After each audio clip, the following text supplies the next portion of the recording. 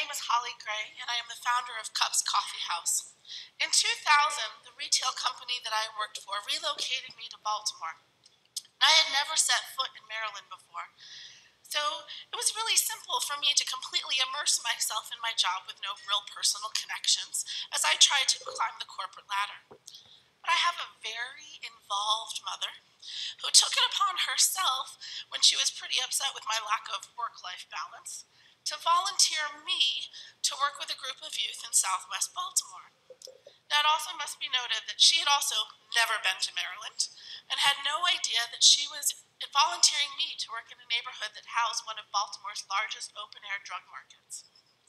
Yeah, you can imagine my shock. So when I got to my volunteer site, you can imagine I had lots of questions. How am I possibly going to relate to these kids? We have nothing in common. But I quickly realized it had nothing to do with how we were different. That wasn't what was going to separate us, but rather it was our common need for acceptance, kindness, and being understood that would bind us. Within a few short months, I moved into that same neighborhood. Excuse me. And really began to see the lack of opportunity and the lack of necessary resources that these kids needed to become successful adults. Hello, everyone. No, let's start that over. Hello, everyone. My name is Shayna Elliott, but a lot of people call me Shay. I'm 17 years old, in the 12th grade, and I currently attend Connection School for the Arts, where I study theater. I love to act, sing, and be really goofy. I find my peace in nature and writing, which is really helpful for me because I used to alternate living with my mother, father, and grandmother. And because I used to switch houses a lot, it was really hard for me to stay in one school for a long period of time.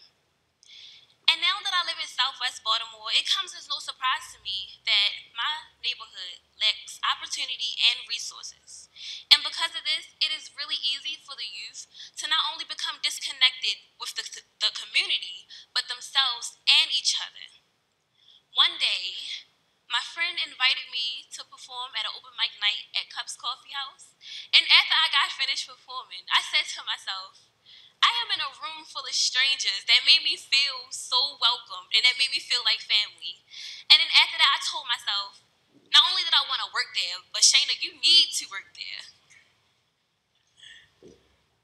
My name is Mariel Rubin. I grew up not too far from Baltimore in a town called Frederick, Maryland. After I graduated high school, I was eager to escape the place where I grew up, so I moved to Ohio to attend Oberlin College, where I studied feminist theory and immigration policy. When I graduated, I spent 2 years bouncing around from one job to another, never quite finding one that felt meaningful to me or in line with my social justice education. I decided to apply to become an AmeriCorps Vista member because I saw it as an opportunity to move home and give back to the state where I grew up, as well as address the institutionalized disparities across race and class that were prevalent between Baltimore City and small-town Frederick. So, in June 2013, I was full of energy and ready to serve when I moved to the Hollins Market neighborhood in Southwest Baltimore to begin my service with Cups Coffee House. Now, I'd be completely lying to you that it's always easy living in Southwest Baltimore. First of all, for any of you who have a caffeine addiction like I do, there is nowhere, and I do mean nowhere, to grab a triple grande caramel macchiato. It's very stressful. But on a more serious note, it was incredibly frustrating to see so many youth who wanted to learn, who wanted to work, not be afforded such simple opportunities. In 2012, as my capstone project for my degree in interdisciplinary studies at the University of Baltimore, our professor simply tasked us with the assignment of figuring out what we wanted to do with the rest of our life. No stress. But I realized at that point I had an opportunity to not only do something that I loved, but I had the opportunity to do something that mattered. So I decided to open up a coffee house in Southwest Baltimore, hence that coffee addiction, where we would employ disconnected local youth and provide them with hands-on, practical workforce development training in a supportive environment. Within 1 week, we had over 100 applications submitted by local youth. It was incredibly difficult to say no to so many and narrow that pool down to only 6. It was very clear we needed to do more, we needed to reach more, but how? It was then that the University of Baltimore actually reached out to me and said, "Hey, do you have any ideas for an AmeriCorps Vista project?" I said, "I sure do." Charged with creating a community-based mentoring program in Southwest Baltimore that would amplify the work of CUPS seemed like an impossible challenge. I was starting entirely from scratch and doing it entirely on my own, but I did not want to become yet another adult who gave up on the youth in our community. So I started attending community association meetings, knocking on doors and introducing myself to all of my neighbors, connecting with social workers and outreach coordinators at local public schools and other nonprofit organizations, and attending class after class after class at the University of Baltimore to strengthen the connection between campus and community in the hopes of bringing civic-minded students down to Southwest Baltimore. After a few months of research, planning, and recruitment, the Southwest Success Mentoring Program was ready to launch. With 21 matches during its pilot year and almost 40 to date, it has been amazing to see what one community has accomplished. When I first found out that having a mentor was a part of being employed at CUPS, my first thought was, I do not need another person walking in my life making promises that they cannot keep. I am so used to people walking out on me, from my family to my friends, even my teachers. I get so tired of having my hopes set up so high only to find myself being knocked back down. Not only does this hurt me, but this also hinders me from becoming successful. But you see, over the years, I've learned to put a smile on my face and keep going. But in all honesty, this gets so stressful because I constantly have to hide how I feel. But it wasn't until I met my mentor, Kristen, that I knew that she would be different. In 2 weeks, Kristen has done more for me than my guidance counselor could ever done. She made sure that I was on top of my FAFSA, my scholarships, and she even took me on college tours. She has taught me never to judge a book by its cover, and it is okay to give people chances because everyone isn't the same. Christian seems to motivate me when I can't even motivate myself. And Christian, to you, I really believe that you are a true inspiration in my life, and I wouldn't give up this opportunity.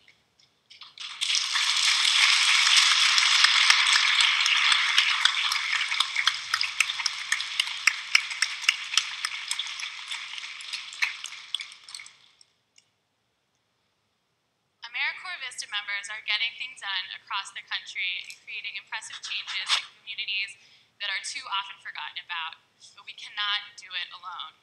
Success and progress requires the dedication and support of committed individuals who are willing to serve alongside us and not just congratulate us on a job well done. One of the biggest struggles that I face as a Vista member are my peers who are convinced that they could never do what I do, that my job is too hard or too emotional, too crazy, or too dangerous, that one person isn't enough to make a difference. But I'm here to tell you that I moved to Southwest Baltimore 2 years ago, knowing nobody and having no budget for this program, and I mobilized dozens of community members and university students to give their time and energy to a group of kids who are asking for support.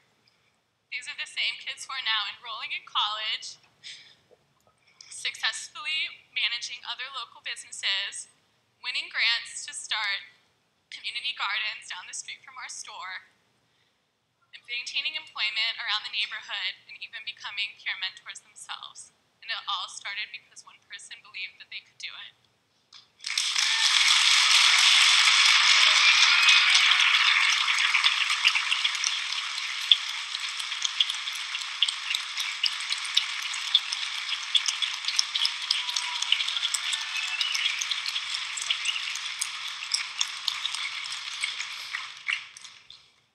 When I started Cups Coffee House, I was hopeful that a handful of youth would be benefited.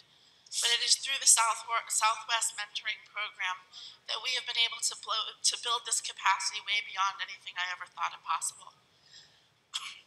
It is clear that youth need mentors, but it is more important that they want mentors. And through our partnerships with the University of Baltimore, And with the Maryland, D.C. Campus Compact AmeriCorps Vista program, we are meeting these needs.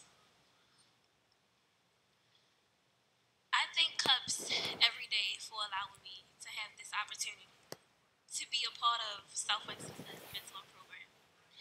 Because without this program, I would still be running away from my problems, being drowned by my bottled up feelings and emotions, and feeling like an outcast. I encourage the youth to be a part of this program because it's not what you think.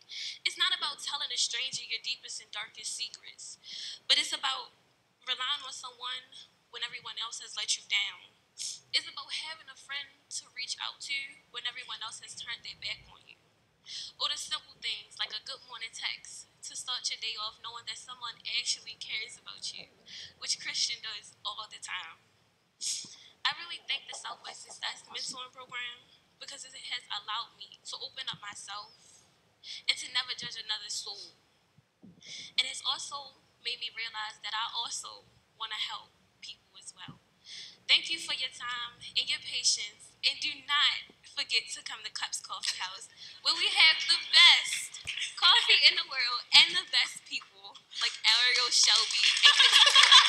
Thank you.